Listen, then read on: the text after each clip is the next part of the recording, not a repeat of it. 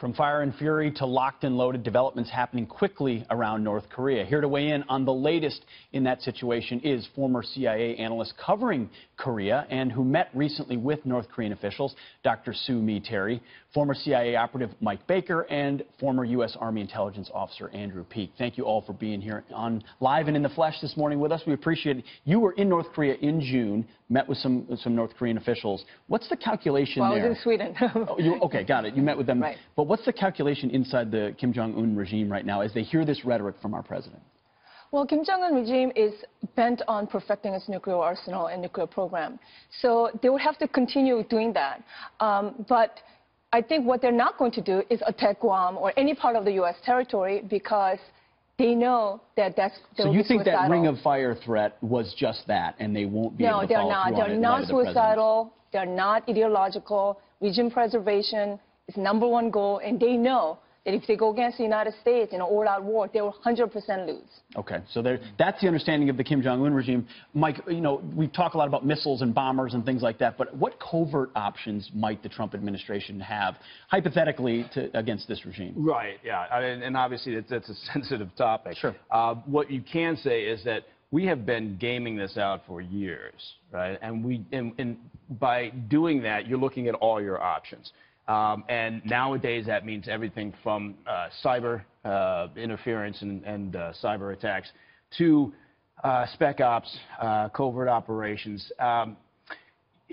It's a limited table of options, in a sense, because of the unknowns. What happens when you spin this up, and what happens then in terms of the escalation? Sure. But you work through all the various scenarios, and you use all the resources that you have at your disposal, and that does include all those things that are off the radar screen that people don't see and don't need to see. Ultimately, getting rid of nuclear sites, though, would include something overt and quite robust. What would that actually look like? You mentioned potentially special operations forces, but also, obviously, missiles and bombing capabilities. Yeah, I think Mike's right. I think there would be a number of options that would be part of a total package.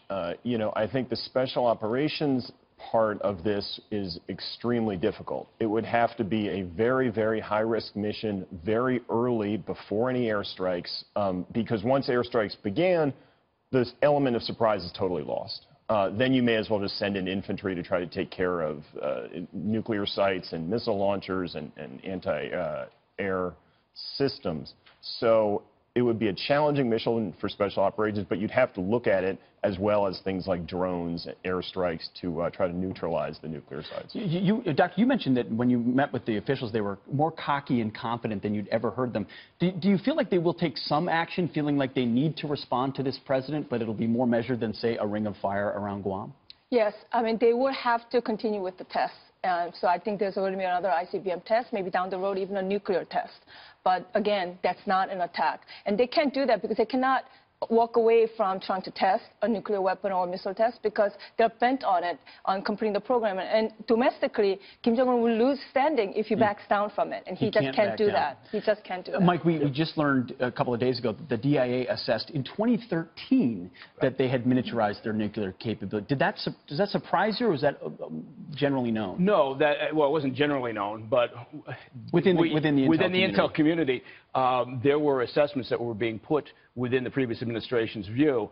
And you know, like every administration, they need to choose what to prioritize, right, from a national security perspective. Previous administration chose not necessarily to prioritize that, and they put that aside, and they went with the strategic patience, which, as you know, I mean, in a sense, you could argue everything up to this point has been strategic patience, which has allowed them to get to where they've been wanting. Very much. And the argument for the strategic patience element is that North Korea, unlike Iran, is a status quo regime. It's not trying to change the region around it. It's not trying to export its own political system. That's why the Obama administration, I think, felt that they could wait it out. But is not North Korea, it's a great point, the difference in regimes and their end state, but is not North Korea a preview of what will happen if we pursue the same sanctions, you know, diplomacy, UN resolutions? Iran, we could look at permanent nuclear blackmail from Iran as well. Yeah, certainly. But I think that there is a myth out there that there is some sort of political solution in terms of Kim's regime in North Korea. You know, historically, North Korea has been a divided peninsula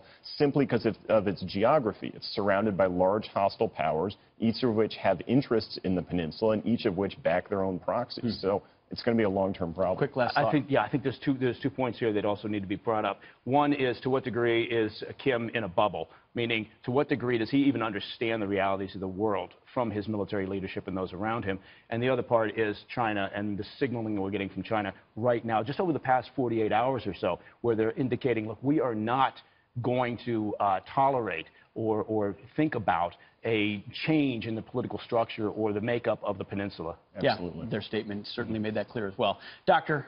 Mike Andrew, thank you very much for your expertise. Thanks. Appreciate it this morning.